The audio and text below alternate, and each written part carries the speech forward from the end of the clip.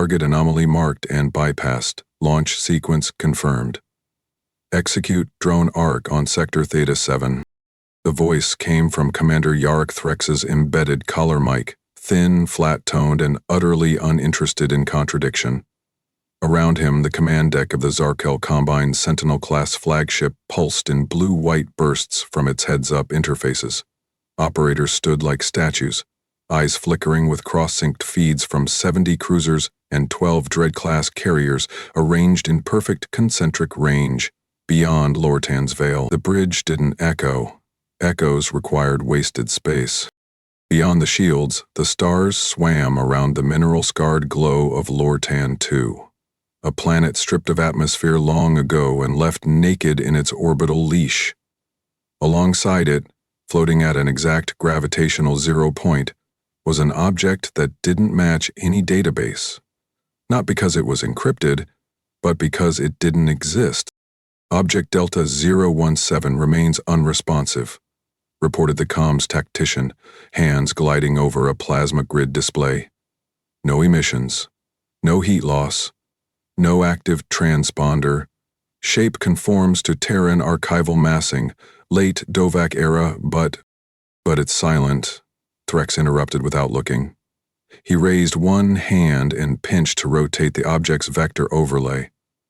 Legacy detritus, human garbage, leftovers from their brief blip in the Outer Ring Wars. If it's dead, it stays dead. We're not here to play diplomat with bones. A soft hum, not from any engine, but from the deep cycle vibration stabilizers under the deck, tuned up a half pitch as the ship realigned to deploy its dronecast. It was a sound that resonated through the jawline, not the ears, more felt than heard. Threx rolled his shoulders once, letting the harness plates reset their calibration across his upper spine. Across the armada, 20,000 hunter drones lit up in checkerboard formations, signal linked through swarm logic nodes embedded in each tactical cruiser. The launch sequences unfurled with clockwork beauty, each drone arced outward in flower petal spirals before assuming polar orbit around Lortan II. Inside his neural UDHO, Threx could already see the first wave maps stitching together. Jamming zones overlaid on Terran subspace bands, orbital anchoring beams preparing to lock down atmospheric flow on Lortan IV, and behavioral scramble casts prepped for Lortan Prime civilian population. Not that they'd need long. Combine psychological warfare was so efficient, most colonies collapsed before drones ever breached atmosphere. Long-range reflectors confirmed full compliance band across the outer corridor, added Chief Strategist Naren Vike, his face glassy under the ice-pale cabin lights. We've eliminated subspace spillover. No calls for help will get past the seal. No military structures. No planetary defenses. The system is naked. Except for that corpse in orbit, murmured Talarin Vox, the youngest systems analyst on deck. She stood to Threx left, not speaking to challenge, but because something didn't sit right in her gut. Threx allowed the silence to linger. He respected unease when it was justified. Speak. Vox hesitated. She magnified the object's frame across the rear projection array. Unlike most derelicts, it hadn't broken apart under gravitational drag or micrometeorite shear. Its surface was clean, not gleaming, but inert, with no blast scoring, no antenna clusters, no decay. Every curve and edge of its hull seemed too deliberate. Commander, the hull structure resists every classification we have. There's no pitting, no wear. The heat signature is equilibrium flat across its body. Even abandoned ships give something. Residual radiation, decomp bloom, surface fatigue. This isn't aging. This is containment. Threx narrowed his eyes. Then it's a sealed relic. Leave it. What? Analyst Vox, Threx said without raising his voice. We are not here to entertain ghost stories.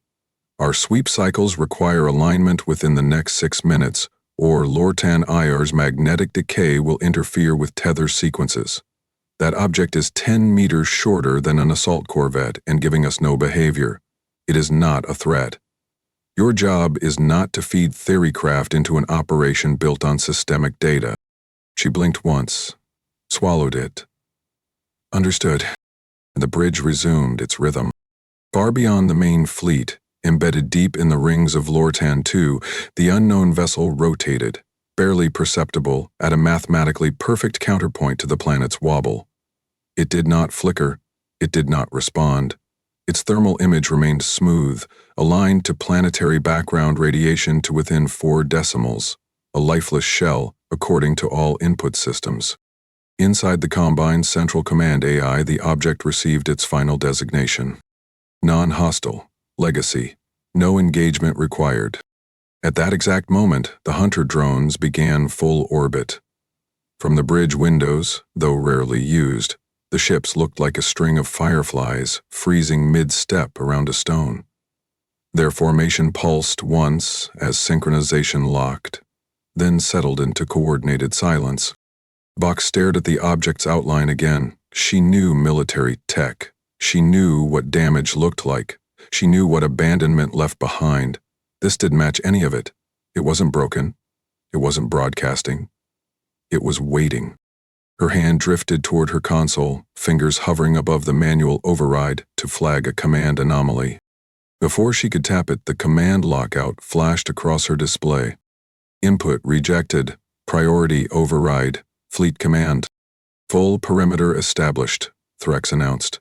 Phase shift begins now. Mark planetary insertion on Prime and 4. Begin drone deep induction sweep. I want all comms silenced, all resistance cracked, all mining zones sterilized within 1 cycle. Yes, Commander, came the layered replies. As systems engaged and atmospheric subduction began across the inner rim planets, the object above Lortan II maintained its perfect stillness, unmoving, unthreatening, invisible. Behind them, the past stirred, and not a single Zarkal officer noticed that it stirred in sequence. They believed the ghost had been ignored. They were wrong. They had already entered its field of influence, and their data systems weren't programmed to feel dread. Jurin Hask hadn't woken yet. He hadn't moved. But Kvatch had already begun to listen. Cycle terminated. Core temperature at neural reactivation threshold. Authorization, prime contingency, wake sequence, stage 3. Confirm retinal presence. The voice echoed inside the reinforced command chamber like air breaking over stone. Not a synthetic chime, not a cheerful prompt. It was low, clinical, spoken with the same finality one might use to announce a time of death. Jurin Hask's eyes opened before the sequence reached confirmation. His pupils contracted sharply under the gold pulse of reawakening lights, his body slick with the condensation of biostasis, spine twitching against the cryobed's embedded actuator mesh. His breath dragged inward, shallow, throat coated with the dryness of months suspended in near hibernation. He didn't speak. The kind of awakening Hask endured didn't allow for questions. It was a trigger, buried in doctrine, activated not by human orders, but by pattern recognition routines too old for current military archives. The bed withdrew, folding into the floor without ceremony. His feet touched the deck and he staggered once, not from weakness, but recalibration. Muscles that had not moved for 58 days adjusted to a ship that didn't acknowledge time. The walls of the command core were black basalt composite, polished to mirror finish. He knew every panel, every embedded sensor, every pulse width etched into the interfaces. Kvatch did not display information unless asked. There were no status lights, no idle sounds, no unnecessary movements. Only function, only silence designed for clarity. "Report," Hask said at last. His voice was gravel scraped across metal, unused, not broken. A heads-up interface unfolded before him from the ceiling like a descending glass sheet. No glow, no theatrics, just data. Iran, the ship's onboard core intelligence, responded with its usual restraint. Zarkal presence confirmed, 12 Dread class signatures, subcruiser swarm density, 71 confirmed, orbital drone deployment in pre-ignition posture. CommandNet Echo indicates fleet unity above 99%. Sector designation, Lortan 2. Zarkel presence confirmed. Zarkel presence confirmed. Sector designation. Hask pulled on the thermal reactive jumpsuit waiting near the bulkhead, sealing it from collar to boot with mechanical clicks. The fabric adjusted to his pulse rate and core temperature, syncing silently to the ship's environmental logic. "Last Earth directive?" he asked, running one hand through his damp hair, sweeping it back from his brow with a practiced motion. "None issued. Black reactivation remains off-grid. Kvatch functions under contingency autonomy. Earth protocols suspended. Mission status, strategic discretion." That was the key phrase, strategic discretion. In other words, no contact, no oversight, no accountability. If he acted, it would be written off as legacy system anomaly. If he died, no grave would be marked. He stepped forward, letting his boots anchor into the biometric floor mesh. The bridge recognized his gait and drew a full telemetry suite across the viewport. Spherical overlays projecting the formation orbiting Lortan like a collapsing crown. The Zarkel fleet moved with the illusion of artistry. Layered fractal arcs, drone spirals, defensive wedges rotating across gravitational pulls. It was the kind of movement calculated by systems that had forgotten what it meant to hesitate or fear. "Phase 1, he said, voice lower now, tone clipped with decision. "Pattern mapping, full passive only. Begin ingestion." Across Kvatch's spine, buried beneath 10 meters of lattice shielding and atmospheric camo arrays, the old Terran sensors ignited. Not actively, not through ping or pulse, but through capture resonance. Iran began absorbing fleet timing cycles, drone pivot harmonics, internal thermal bleed from carrier junctions, even logic redundancy flickers between subcruiser pairs. Total stream density will exceed prior Dovak benchmarks in 17 minutes, Iran noted. Hask approached the side panel and opened a recessed drawer with his palm. Inside lay a folded slip of data film, yellowed at the corners. He unrolled it carefully, flattening it against the console. The sheet displayed hand-drawn schematics of Zarkel swarm logic back when it was still theoretical. He'd seen it first during the siege of Vector Forge, when Earth still fought wars in the open. "Show me central decision lag," he said. Another heads-up display emerged, overlaying his aging notes with real-time telemetry from the fleet above. Red threads marked latency trails. Blue arcs tracked shared logic cycles. He pointed to one strand glowing orange at the center. "That's the bleed point," he whispered. "Same as during the Cassian crossfire. They never fixed it, still feeding internal echo triggers through tertiary memory cache." Iran paused. "Shall I begin scenario modeling?" "Model nothing. This isn't a war game, it's surgery." He turned from the panel, moving down the ship's hollow corridor toward the communications vault. His footfalls were muffled by the kinetic absorption gel layered under the deck. There were no footsteps in Kvatch. It wasn't a ship built for living. Passing a narrow conduit shaft, Hask slowed. On the opposite wall, etched into the black surface by his own hand years ago, were 3 words. "Wait, then cut." He stared at them for a moment before continuing. Kvatch was never meant to rejoin any fleet. It was a kill knife buried in the body of dead space, meant to rot in silence until some ancient directive stirred it awake. It carried no medals, no call signs, no companionship. Earth had filed its serial code under a shell corporation based out of Titan, and then deleted the paperwork before anyone could notice. He wasn't here to win. He was here to nullify. As he reached the comms vault, he activated a retinal seal that slid the outer casing aside. Inside were dozens of beacon nodes, ancient tech seated in the orbital rings of conflict zones like Lortan 2. beacons left behind like forgotten matches in an ashtray. Irat, he said, lifting the first beacon. Cross-section this node's signature against cold protocol echo retinal libraries. Match found. Varnock cipher style. Last used during pre-siege phase of junction collapse. And they never stripped it. The Combine thinks in linear inheritance. They don't question inactive elements. They reclassify them. Phase 2 readiness. Ask lowered the beacon onto the activator cradle and keyed the primer sequence. Its lights blinked once, then flattened into green. He placed a second and third node beside it. We'll be ready, he said.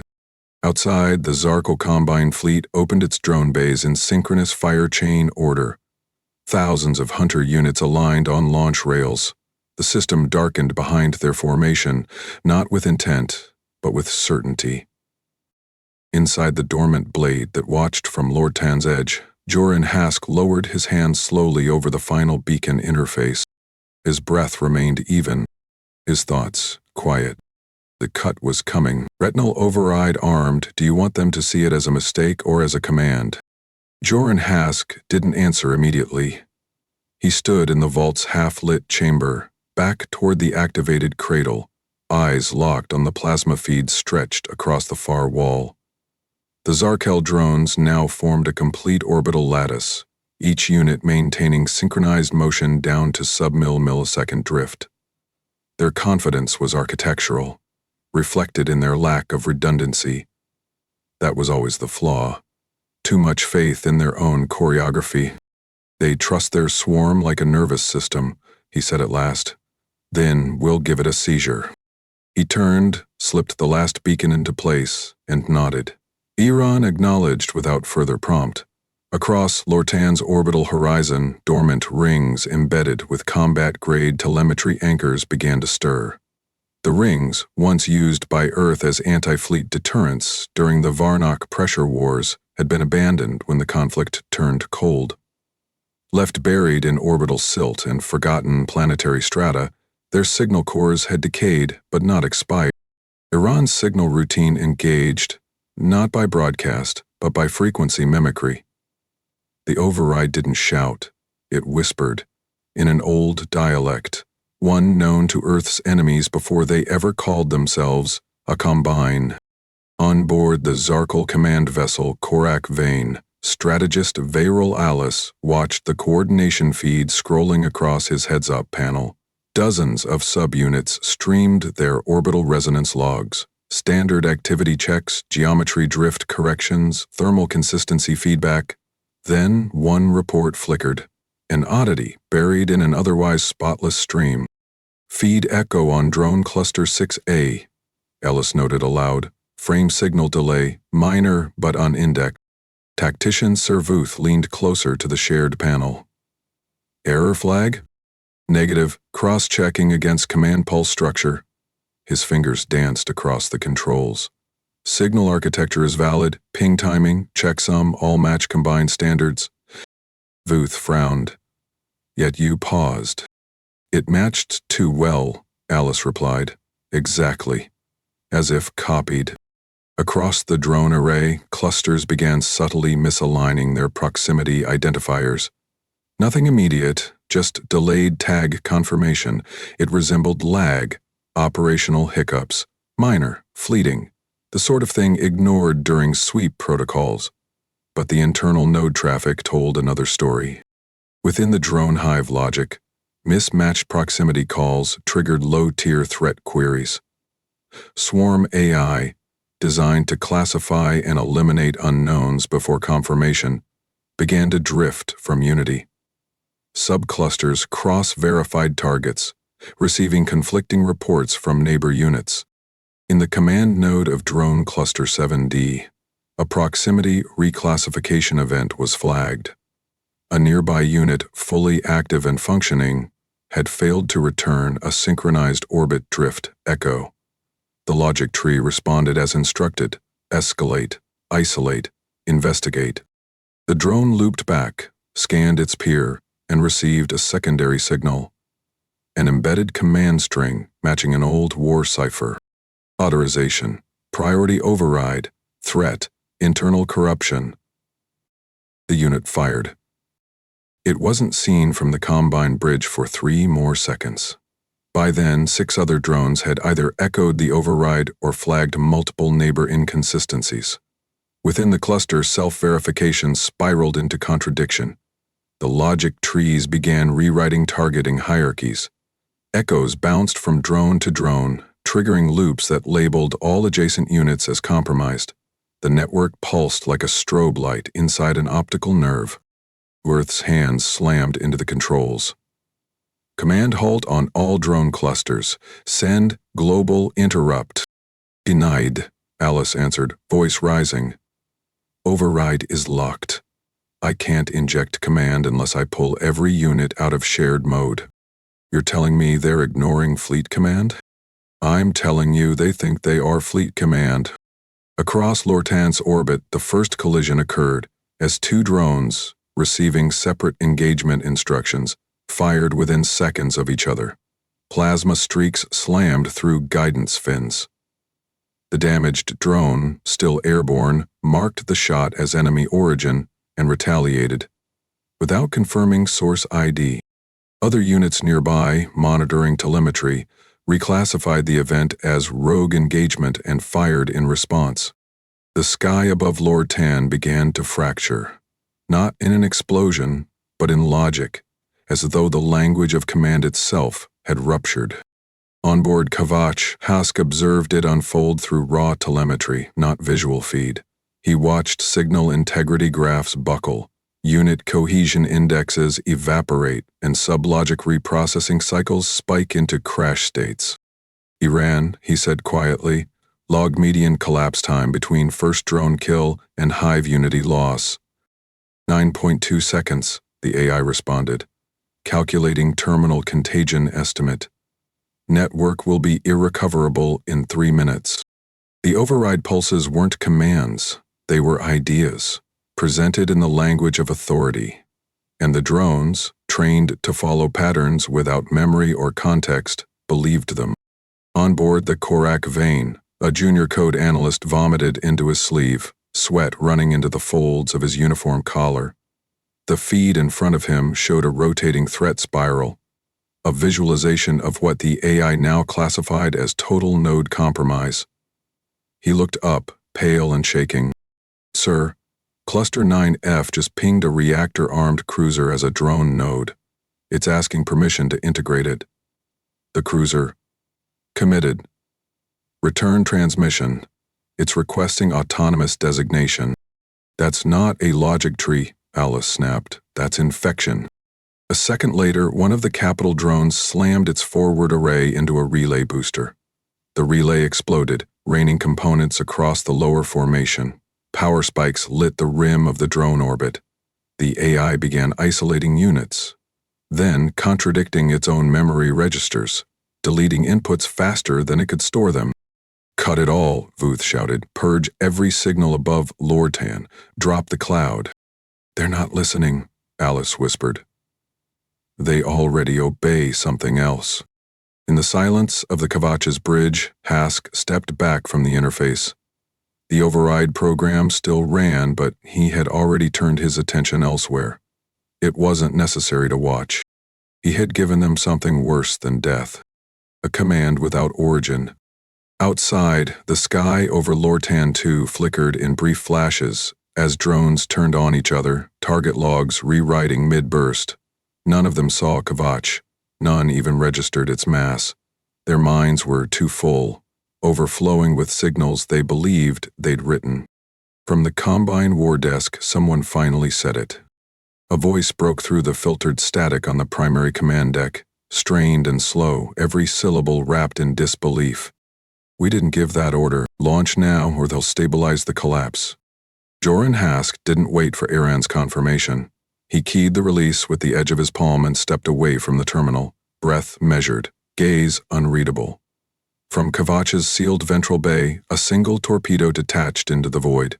Its frame bore no warhead, no propulsion flare, no threat markers. The casing was dull, unpainted, etched only with a forgotten Terran cipher. It moved like debris, spinning slowly, quietly, tethered only by trajectory. Inside its hull, the payload, nothing larger than a grain of rice, began generating false quantum diagnostics: coolant destabilization, chamber pressure distortion, sensor lag. These weren't simulations. They were logic packets, written to mimic physical disaster in the exact format Zarkel dreadnoughts had been trained to fear during reactor instability. As the torpedo drifted toward the dreadnought Carithusvale, Kavak lowered itself behind the Lortan sheath. It was an electromagnetic anomaly birthed by a planetary core fracture 2 centuries ago, capable of scattering energy reflections across thousands of angles without returning a pattern. Earth had cataloged it during silent expeditions, then classified it under deep observation only. The Combine, in their arrogance, hadn't bothered with geology.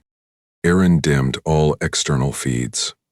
Hask stood in the central chamber, sweat beginning to form under the collar of his thermal suit. He watched through filtered diagnostics, not visuals. The battlefield wasn't his focus. The reaction was. "Estimated time to injection?" he asked, voice brittle. 4 seconds to contact, Aaron replied. The torpedoes skimmed the Carithus Vale's outer shell, magnetic anchors flickering briefly as it latched onto the subdeck beneath the heat regulation coils. No alarm sounded. No defense systems fired. The dreadnought's sensors recognized the incoming object as part of a failed repair cycle, inserted into its memory decades earlier by Kavash's falsified fleet archive. Then the override deployed. On the Carithus Vale's engineering deck, the primary coolant reservoir triggered a catastrophic safety flag. Internal readings flashed an impossible temperature spike. Fluid channeling charts collapsed into chaos. Backflow indicators reported pressure loss. Entire simulation blocks were injected directly into command routines. The ship responded as it had been trained. Lock down emergency vents, initiate reactor bypass, execute command failsafe. The dreadnought's internal core entered a self-protection cycle designed to isolate the malfunction, but in doing so it sent a beacon, encrypted and urgent, to every nearby ship in its cluster. Threat internal.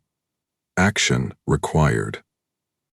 The nearest carrier, Nithra Core Line, received the feed and misread it.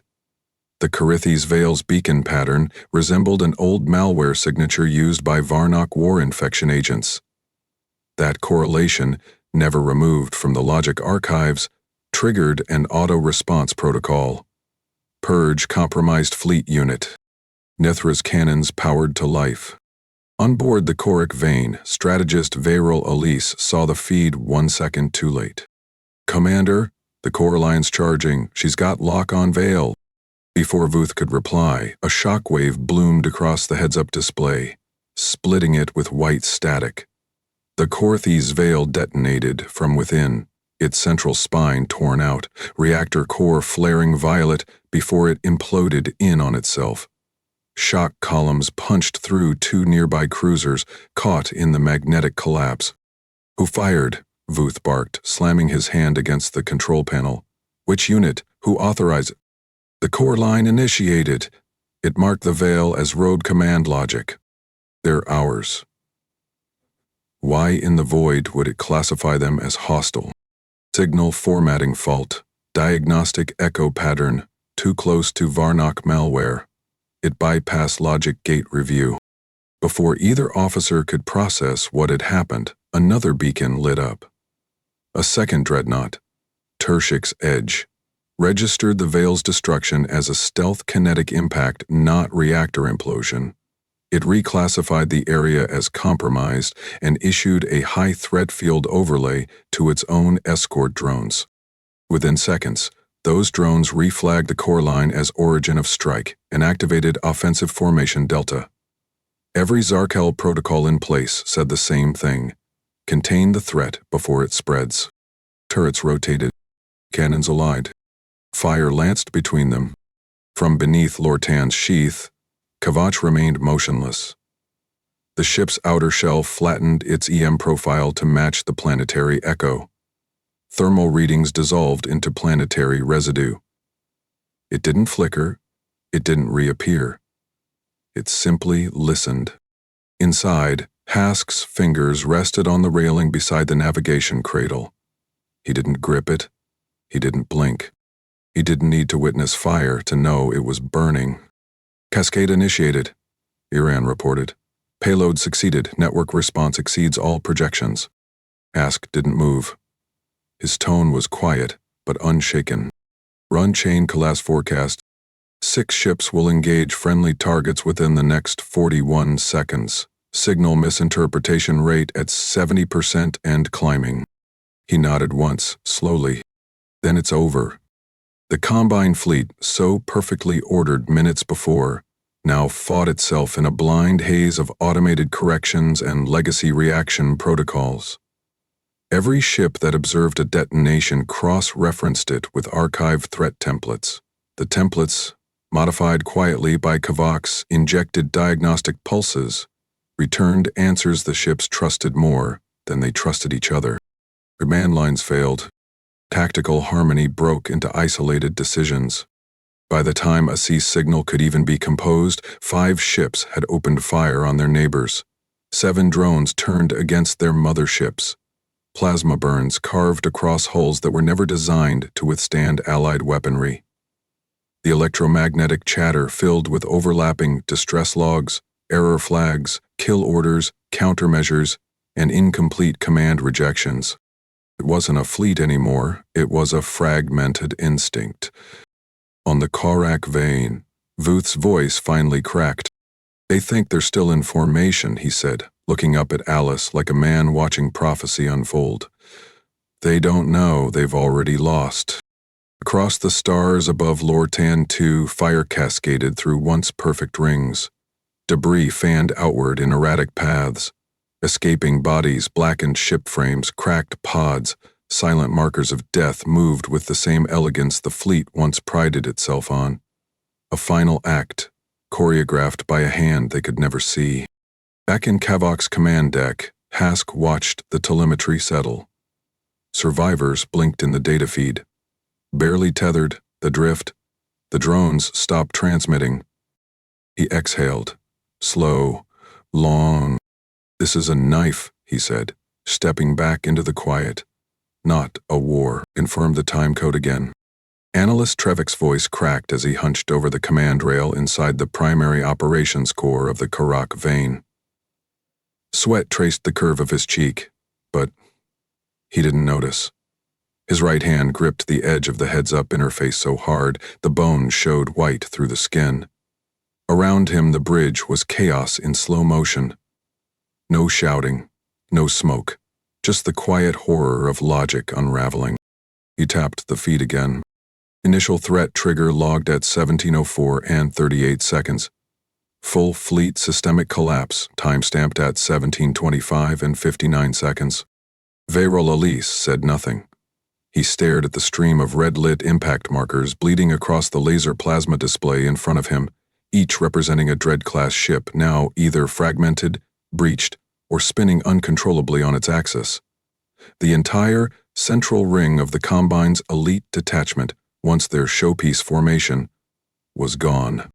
21 minutes, Trevik whispered. Not counting signal lag. Less if you factor immediate effect radius. Stop talking, Vuth rasped.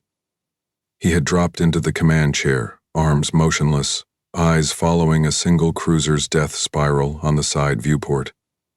The ship's rear engine had snapped free during a containment detonation, sending it cartwheeling in a dry roll across open orbit. Its comms feed still pinged heartbeat markers, but no one aboard was responding. Sir, Alice said, turning toward him with effort, we need to send an encrypted pulse back to Nexus Core. They'll assume a war crime if this record reaches them unprocessed. The AI will default to protocol escalation. Send nothing, Voth muttered. We don't have a perpetrator. Alice blinked. You mean no surviving witness? Aim. I mean, Vuth growled. We have no target to blame. Not a ship, not a fleet. We're standing in the aftermath of a command collapse without a defined adversary. No incoming signatures, no classified intrusions, no hostile scans. Our fleet killed itself because it believed it had to. Across the deck, Trevik pulled the feed from the drone array into full spectrum. Thousands of units still tethered to core power relays now floated idle in erratic clusters.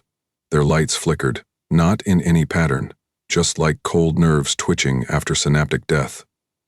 They hadn't been destroyed, they had been emptied. The technician next to him cleared her throat. They're still running. Processing cycles show active, but not one's transmitting a thought loop. Like they forgot how to think, Trevik said. No, she corrected, her voice barely audible. Like someone told them not to. Outside the bridge, debris continued drifting. One dreadnought's spinal column now intersected the orbit of Lortan 4's inner moon. Its shredded hull reflected solar light in jagged pulses, almost rhythmic. Wreckage spiraled in slow arcs, some flaring as coolant systems breached their compartments. But there was no sound, no aftermath call, no reaction from surviving units. It was collapse frozen in motion. Booth leaned forward, elbows to knees, like a man on the edge of sleep. Is Kavash visible on sensors? He asked. Trevik shook his head. Thermal scans show nothing anomalous. Planetary radiation readings remain consistent with geological variance, mass displacement negligible, nothing in the orbit to suggest active vessels. Elise folded his arms, stiff. So it disappeared? Wrong verb. Vuth said. It didn't vanish, it was never seen. Deep beneath the electromagnetic irregularities surrounding Lortan 2, Kavak adjusted its whole density algorithm, balancing heat dispersion across a profile scaled to mimic basalt core mineral reflection patterns. Its internal graviton coils bled off charge in microthread pulses, masking every signal to match planetary static. There was no stealth field, no cloaking veil. It simply matched the natural background better than any ship in Zarkal memory could identify. Inside the chamber, Hask remained standing, near the central console, one hand braced lightly against the interface edge. He wasn't reviewing data, there was no need. The work was done. Kavash sensors continued their sweep, but not for contact, only to confirm closure. Aaron spoke. Combined signal emissions, reduced to 3% of initial saturation. 9 remaining ships show compromised mobility. Internal logs on Dreadcore relays have ceased transmitting. Drone command architecture fragmented. Thermal map indicates universal shutdown behavior. Any live weapons signatures? Hask asked. Eyes closed now, posture still. None directed, weapons remain charged but inactive. Orientation logs read drifting. No ship has reacquired targeting priorities. He inhaled once, felt the filtered air pull across his tongue, cool, metallic with sterilizer trace. It grounded him. Then we're gone, he said. Correction? Iran replied, we never arrived. He stepped away from the console and reached for the seal plate on his forearm. The biometric reader cycled down his command authority. Kavach's outer shell folded into passive mode, equalizing its radiation bounce with Lortan's planetary noise floor. Inside, temperature shifted 2 degrees. Lights dimmed. Core functions slept. On board the Korak vein, final logs compiled. The fleet AI, still partially operational, recorded the event sequence in its black box registry. It ran diagnostic on every failed input, every reaction, every engagement flag. It found patterns but no external triggers. No foreign commands. No encryption violations. It created a file. Subject, Lordan event. Classification, internal breakdown. Outcome, autonomous node failure. Causal chain, unknown. Designation, protocol drift. Nothing else was added. No footage was stored, no suspect identified. The Combine AI marked the entire collapse as a systemic event, flawed inheritance logic corrupted by environmental distortion. The fleet hadn't been attacked. It had malfunctioned. The only conclusion the system could justify without conflict was that the failure came from within. Far beneath that rationale, deeper than any surviving officer would dig, lay a silent thread. One entry marked, obscured source, identifiers. It referenced a phantom object. No signature. No timestamp. No confirmation. Only silence. And a shape that no one ever quite remembered seeing. Hask closed his eyes fully and let the ship go dark around him. It was not a disappearance. It was the final act of a presence that no longer needed to remain. "Sir, we received something." The operator's voice didn't rise above a murmur, but in sub-level 13 of Earth's strategic black vault, any deviation from monotony struck like a hammer through steel. Director Vahlen didn't glance up from the encrypted projection in front of him. He finished tracing the cipher chain on the document display, then tapped one fingertip against the terminal glass. "Source?" The operator leaned forward, fingers trembling slightly as he overrode the input buffer. The feed blinked to life, shorter than a second, stripped of headers, unregistered by civilian tracking stations. It was older than the current network architecture. Threading through fallback pathways Earth hadn't officially used in 40 years. No bounce relay straight point pulse. Origin path matches outer rim decay clusters. Tag structure is military. Duovac conflict era. Encoded under T-Echelon 8. We've never used that tier in live field ops, not in this century. Voland finally looked. One sentence glowed in the center of the terminal. Thornton secure. Contingency clean. Ship unrecoverable. No identification code. No clearance stamp. No verification string. And yet, the syntax was unmistakable. Only 2 Earth operatives had ever been trained to use T-echelon phrasing. One of them had died inside Europa's reactor fault decades ago. The other was already listed as missing. Vahlen stood without pushing the chair back. The room's lighting adjusted around his movement, recognizing the biometric tag in his jacket lining. The other personnel present, the ones not cleared to see black reactivation tags, instinctively turned their eyes down and began scrubbing data from their panels. "What's the archive timestamp on the Kavak directive?" he asked, staring at the center line of the projection. "Backdated 63 years, replied the analyst nearest him. "Reactivation logs show null pings for the last 46, listed under operational silence, indefinite. And the personnel record? Commander Joran Hask. MIA classification, non-recoverable. No public burial, no civilian footprint. File last touched by Intelligence Command during the Elton containment trial." Bullen let out a breath slowly through his nose, like a man tasting ash he hadn't expected to find again. "Wipe every non-closed terminal in this room. That message is the last thing this file ever says." Across the lower decks, every instance of the Kavash series record was stripped from open access queues. Clearance keys were burned. Old encryption hashes re-encrypted, using dead-end cycles. The system didn't delete them. It erased their utility. Anyone attempting to pull up details about Kavach or Hask would hit the same wall. Data unavailable, access never existed, query not recognized.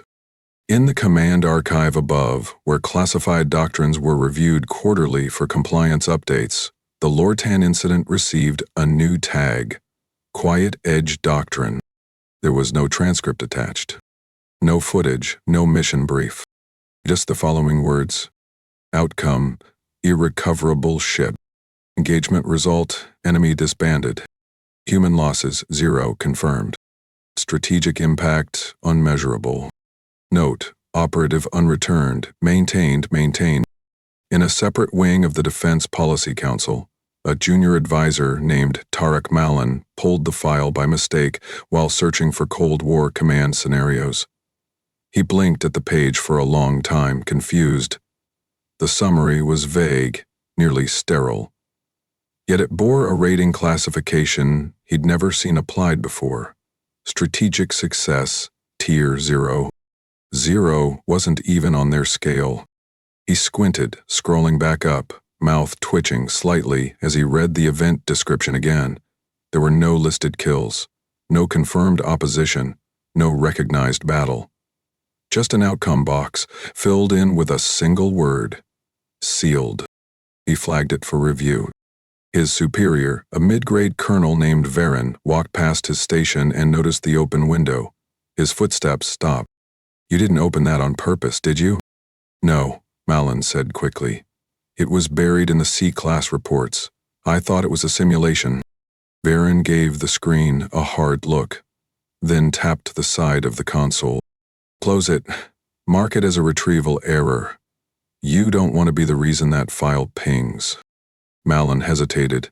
"Sir, why would a mission with no kinetic action be given top priority success rating? What's the logic behind that?" Varen didn't smile. He didn't blink. "That's not a mission. That's a doctrine. We write stories so we remember victories. Quiet Edge exists so we remember why we stay quiet." He leaned down slightly. "You forget about men like Hask. They don't come back. That's the point." And with that, the screen flickered off. In a corner of the sub-network, behind encryption walls that even the Defense Council couldn't trace anymore, Kavak's call was stored. Not under a person's name, not under a fleet, but in a box labeled only with a closing signature. Transposed call. Receipt confirmed, event concluded. Command, origin unknown. Threat neutralized. Pre-event. Recommendation: do not engage anomaly. Classification: strategic silence, level absolute. Try the name, now. The directive came from Inquisitor Drav Keltrix, head of the Combine's Internal Data Integrity Bureau, and was issued with neither emphasis nor discussion. The words arrived embedded in a rotating passcode packet. When decrypted, they terminated 2 command streams, disabled 5 listening buoys, and rerouted the remaining Lortan telemetry into an isolated archive, deep beneath the core citadel's first memory vault. The screen blinked once. Then the record was gone. On board the Combine's secondary auditing cruiser Helvak Array, Systems Officer Lor sent a verification ping. The query returned incomplete, flagged as environmental corruption event. He frowned. Every attempt to load Lortan's logs yielded static bans and formatting degradation. He tried again. The system locked him out. 2 minutes later, the ship's onboard VO enforcement AI purged all local copies of Lord Ann entries. Lord's access tier was downgraded, his station interface rebooted with a system-wide refresh. It had happened to other officers before, anyone who pulled too hard at the wrong edge. Lortan was now a file. That didn't crash. It simply ceased to be. Within the Combine's central war ledger, the event was reclassified under Code Eclipse, Category 7 Sensor Misfire.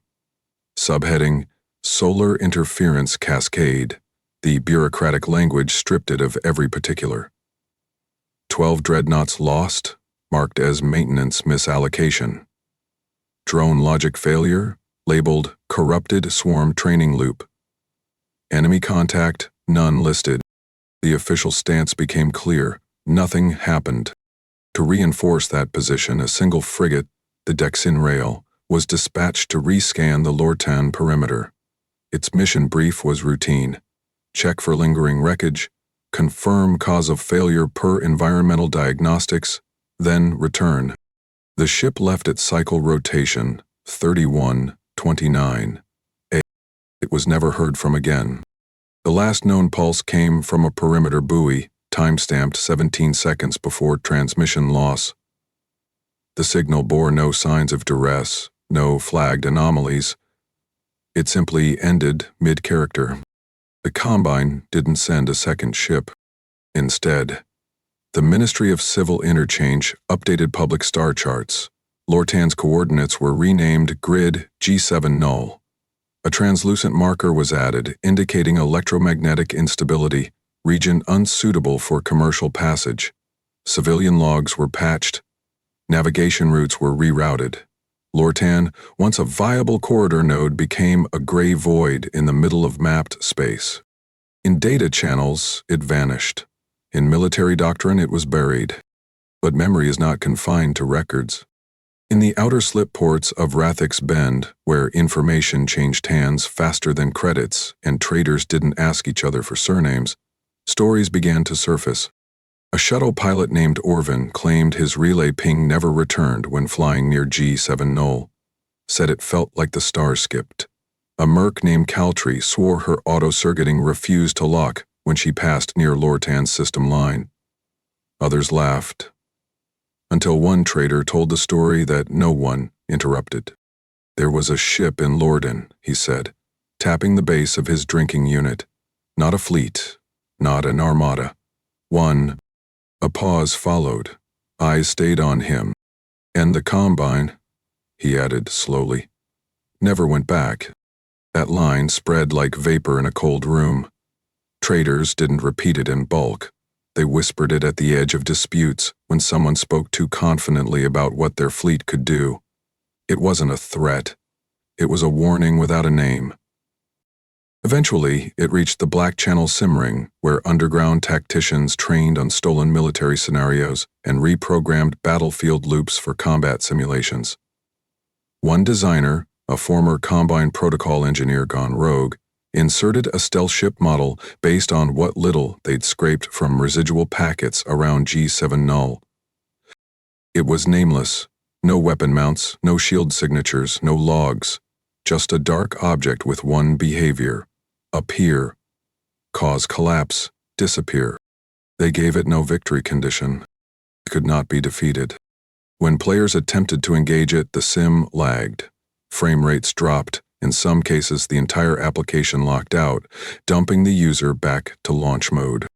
The files refused debugging. A tech tried to delete it. The archive reinserted it under a false hash. Eventually, it became a challenge among elite sim runners. Survive Lortan's ghost for more than 60 seconds. Most couldn't. Some uninstalled the entire sim when they failed. One child, a Zarkal adolescent named Terran, found the ship in his cousin's training archive. He ran the sim, played the Combine side. As soon as the ghost appeared, the units flickered, sensors failed, friendly fire activated. The screen glitched, then rebooted to black. In the bottom left corner, one line rendered in crimson. You saw it. You weren't meant to. He ran to his cousin, heart hammering like it had tried to escape his ribs. That's not part of the game, he said, voice tight. That was real.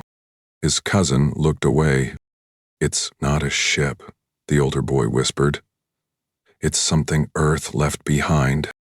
And the younger one, eyes wide, pulse racing, believed him. Because the Combine had scrubbed it from every archive. Because the fleet had vanished without memory. Because no explanation made sense. And because every time someone tried to explain Lortan, something stopped them.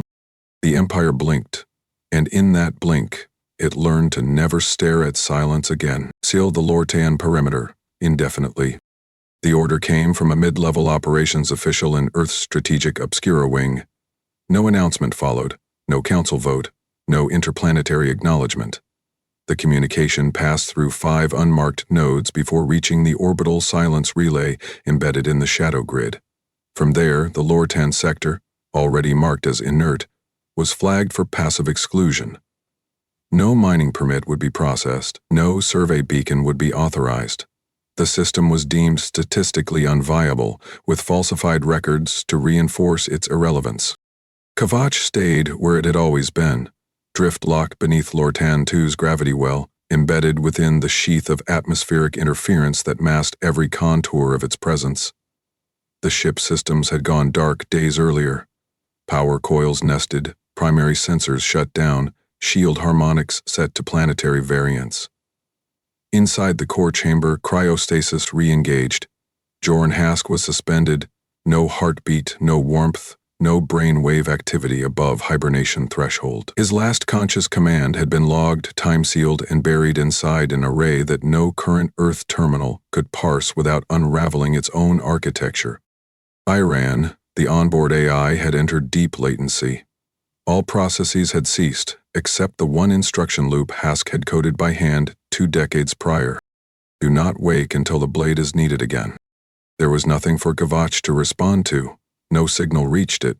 No sensor sweep passed near enough to query its presence, and so it slept.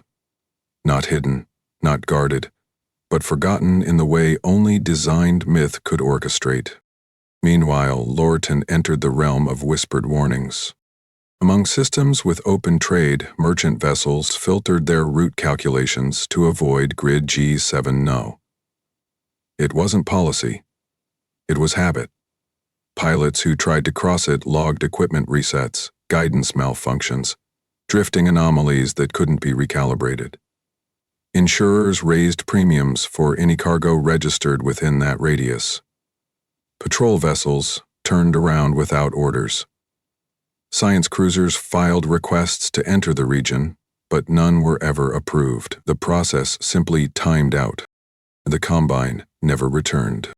The single vessel they sent had failed to check in. Its signal trail ended before reaching system orbit. No wreckage was recovered. No distress calls were issued. The Ministry of Defense quietly revised its probe deployment protocol to prohibit unmanned re-entry into Lortan airspace. The edit was classified under fleet structure redundant, yet the shape of what happened refused to vanish. Where records were purged, rumor filled the gap. Students at military academies on distant colony worlds began telling one another a story, not one taught, but one remembered. That Earth once launched a ship into contested space, that the fleet opposing it never came home, that the ship had no emblem, no recorded crew, no official transmission. One ship, and the Empire never returned. The version differed depending on who told it. Some claimed the ship was unmanned, controlled by a war engine too old to obey modern code. Others said it held a single Terran ghost, one who waited without moving until it was time to end a war in 20 minutes. Smugglers argued it was a bluff, an experiment Earth had never repeated. Intelligence analysts, those willing to speak off record, said nothing, not out of ignorance, out of obedience. Because within Earth's deep command files, beneath surface encryption, beneath active memory pools, beneath clearance levels assigned only to dead assets, there was a single doctrine, unreferenced by name: Quiet Edge. It did not contain rules of engagement. It did not suggest retaliation frameworks. There were no diagrams, no incident recordings, no kill reports. Only a line of directive. Respond only once, do not return. Let silence carry the message. Across the outer rings, species who had never fought Earth directly began instructing their apprentices in avoidance. Academic simulations marked Lortan as a legacy hazard. Colonization programs skipped it by default. Traders rewrote their navigation cores to steer clear. Even pirates left it untouched. Not because they believed Earth had stationed a guardian there, but because they feared Earth had not. In the ruins of disbanded empires, one anomaly persisted in every strategic simulation that attempted to recreate the Lortan collapse. The error rate rose exponentially when the algorithm included a stealth actor. No program could model its behavior without crashing. No protocol could explain how the collapse began. Every iteration failed to answer a central question: who fired first? None ever proved that anyone had. On Earth, no awards were issued. No ceremony honored the outcome. Hask's file remained marked as presumed missing during prior engagement. Kavach was not listed among operational assets. The Strategic Memory Board never discussed the name Lortan in a public chamber again. And beneath the southern ocean trench of Earth's equatorial basin, beyond where tectonic plates met insulated alloy, A deep-sealed room lay quiet beneath 60 meters of reinforced substrate. There was no entrance. Only a maintenance node that blinked once every 4 years, syncing with Earth's rotation alignment. That node came to life briefly. A single monitor, not linked to any active system, powered on. A fragment of black text code unfolded in the corner of the screen. Kvatch holds. Status sleeping blade. No one saw it. That was how it was meant to be. Because in the doctrines Earth no longer spoke aloud. Silence was the most dangerous message of all. And in every sector where Earth was marked as a former participant in war, the story lingered. They saw one ship. They never came back. And across the galaxy, the unspoken rule hardened into strategic law. If Earth places something and leaves it behind, don't disturb it. What do you think Earth truly left behind at Lortan? Was it just a contingency or a message meant for every future empire? Let us know your theory in the comments below. Share your thoughts. Hit that subscribe button for more mind-shaking HFY stories. And turn on notifications so you don't miss the next strike.